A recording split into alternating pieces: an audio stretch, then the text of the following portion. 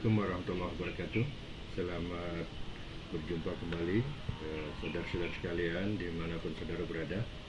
Pada kesempatan ini kami hadir dalam bingkai sekolah pertanian. Jadi sekolah pertanian ini diniatkan untuk mengedukasi masyarakat, khususnya para pegiat di bidang pertanian, untuk hal-hal yang sangat praktis di lapangan, namun perlu diseminasi yang intens. Ya, banyak hal-hal di lapangan yang diperlukan oleh para pegiat pertanian, baik petani maupun pekebun, yang sesungguhnya tidak terlalu berat, ringan, namun seringkali diperoleh dalam forum-forum pelatihan resmi. Nah, itu untuk sebuah kegiatan pelatihan resmi itu membutuhkan biaya besar. Oleh karena itu sekarang kita pindahkan forum itu ke media online ini agar semua masyarakat bisa mengakses, bisa mengetahui bagaimana praktik dalam suatu kegiatan pertanian. Nah, di kesempatan pertama saya akan menyampaikan bagaimana cara kita membuat perangkap untuk lalat buah. Ya, perangkap untuk lalat buah mengapa perlu? Karena salah satu cara yang sangat efisien dan efektif untuk mengendalikan lalat buah adalah dengan menggunakan perangkap. Jadi perangkap ini nanti fungsinya adalah untuk menangkap lalat-lalat jantan. Lalat jantan itu yang mengawini lalat betina, lalu kemudian lalat betinanya bunting, dan setelah bunting bertelur di buah-buahan yang kita punya, entah itu buah mangga, belimbing, nangka, kemudian di sayur-sayuran seperti gambas, cabai, labu, dan lain sebagainya. Itu semua terancam oleh serangan lalat buah. Nah, yang pertama ini dengan menggunakan perangkap sederhana, Bapak dan Ibu, saudara sekalian, ini kita menggunakan botol bekas air mineral, ya. Silakan apa saja, namun saya umumnya menggunakan kemasan dengan isi sekitar 600 mili, ya. Ini jadi bentuknya seperti ini. Nah, beberapa cara yang bisa kita lakukan, teman-teman sekalian. Yang pertama menggunakan mulut besar seperti ini, ya. Mengapa menggunakan mulut besar? Dengan mulut seperti ini maka nanti aroma dari perangkap lalat buah yang kita buat, ya, seperti ini, ya. Jadi perangkap ini aromanya itu akan lebih mudah keluar, sehingga dengan aroma yang keluar itu akan mengundang datangnya lalat buah jantan. Jadi seperti itu. Kemudian yang kedua adalah menggunakan cara melubangi botol, jadi seperti ini bentuknya. Jadi bisa ditekuk seperti ini, teman-teman, Bapak Ibu. Ditekuk, kemudian kita potong dengan menggunakan kasar. Setelah dipotong dalam bentuk piramid terbalik, ya, jadi terbalik ini, kemudian kita tekuk sedikit. Kita tekuk sedikit-sedikit, maksudnya supaya dia tidak kembali ke posisi awal. Dengan begitu maka dia tetap menganga, yang nanti akan menjadi lubang untuk keluarnya aroma metil egenol sebagai pengundang lalat jantan, ya. Kemudian juga kedua fungsinya untuk misalnya sekarang musim hujan, supaya air hujan itu tidak masuk ke dalam botol. Ini kita buat di 3 posisi, ya. Ini 1, 2, 3. Jadi satu botol ini cukup 3, gitu, ya. Nah, itu ada 2 cara yang bisa kita gunakan. Kalau yang metode lama dengan kita menggunakan cara seperti ini, lalu dibalik botolnya, ya, misalnya seperti teman-teman, ya. Dulu kita menggunakan cara seperti ini, ya, lalu kemudian ini kita gantung di sini. Ini sangat sedikit kapasitasnya, ya, sangat sedikit kapasitasnya. Baru ratusan saja lalat buah jantan terperangkap ini sudah penuh. Tapi kalau menggunakan cara seperti ini bisa sampai ratusan, ya, 500-an lalat buah bisa tertangkap dalam 1 hari, ya. Jadi kita sudah meninggalkan cara seperti ini, jadi kita kembali ke cara ini. Nah, teman-teman sekalian, bagaimana prosedurnya? Ya, yang perlu dipersiapkan tadi satu botol ya, botol air mineral, kemudian cutter, kemudian tang, lalu ini kawat benrat ya, ini sekitar berapa, 40 cm, kemudian metil eugenol. Metil eugenol ini bisa dari banyak produk di pasaran yang beredar. Yang sering digunakan orang adalah menggunakan petrogenol, tapi terserah teman-teman mau menggunakan apa saja, yang penting metil eugenol. Mengapa metil eugenol? Karena metil eugenol itu mempunyai aroma yang persis sama seperti sekresi yang dikeluarkan oleh lalat betina ketika akan ketika birahi. Jadi lalat betina ini ketika birahi akan mengeluarkan sekresi di pantatnya yang aromanya persis seperti metil eugenol ini, sama ya, sehingga dengan keberadaan metil eugenol misalnya di kapas ya seperti ini ya, maka dia akan mengundang datangnya lalat buah jantan. Oke, jadi tahapan pekerjaannya seperti ini. Jadi sudah ya, jadi seperti yang saya sampaikan awal, jadi ini ya, jadi kita tekuk begini, kemudian dibuat segitiga ya, kemudian ditekuk. Di mana posisinya ya, jadi teman-teman sekalian, posisi untuk kita lokai adalah di atas ini. Mengapa di atas? Karena di sini nanti akan kita isi dengan air ya, ini ya, jadi di atas, kemudian kita buat di 3 posisi ya, jadi di sini ya, kemudian satu lagi di sini ya. Nah, seperti ya.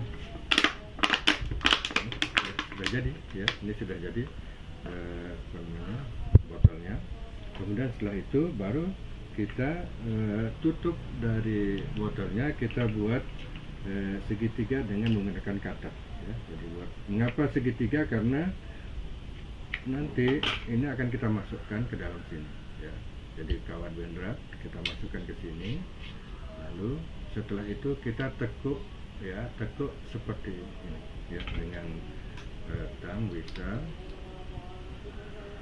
ini ya, jadi kita tekuk ini. Mengapa perlu ditekuk Bapak Ibu teman-teman sekalian? Karena nanti akan kita angkat, ini kan botolnya akan kita angkat begini sehingga dia akan terangkat ya, gitu. Jadi kita tekuk sekali lagi, kemudian di atas kita buat untuk gantungannya. Nah, kita tekuk begini ya, kemudian di bawahnya juga kita tekuk di bawahnya kita tekuk juga untuk tempat menaruh kapas ya. Nah, kita tekuk untuk menaruh kapas. Jadi ini kapasnya ya, kapas ini bisa bisa dari kapas apa saja, apakah kapas kecantikan atau kapas steril ya, yang bisa dibeli di apotek ya. Kemudian kapasnya kita masukkan ke sini ya. Nah, sudah seperti ini teman-teman sekalian, sudah seperti ini. Tinggal kita teteskan dengan metil eugenol. Jadi metil eugenol cukup sekitar 1 mili aja ya, 1 mili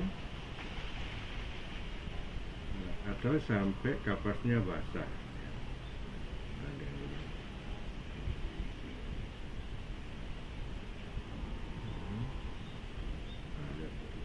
Ini belum dilepas, lalatnya sudah datang. Nah itu ya, teman-teman bisa lihat lalatnya sudah datang. Ini di tangan saya ya, lalatnya sudah datang ya. Kemudian setelah itu botolnya kita isi dengan air ya. Jadi airnya kita isi sampai sepertiga ya.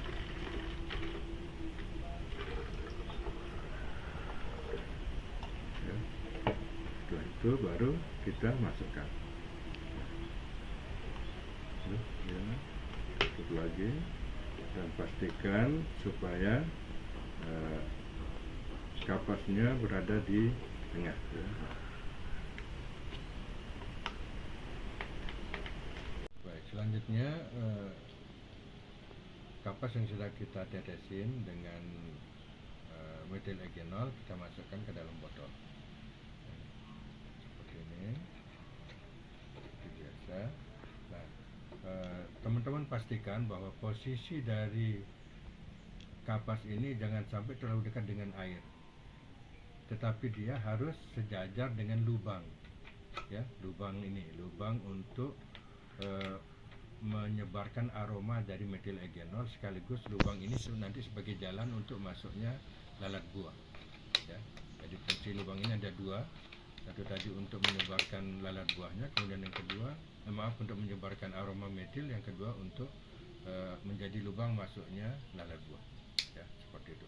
Nah, ini biarkan saja gantung di dalam gantung di dahan atau di tempat yang kira-kira kita pastikan banyak lalat buah di situ, maka biasanya dalam beberapa menit itu lalat buah sudah hadir. Nah, seperti ini lalat buahnya sudah masuk, ya, masuk.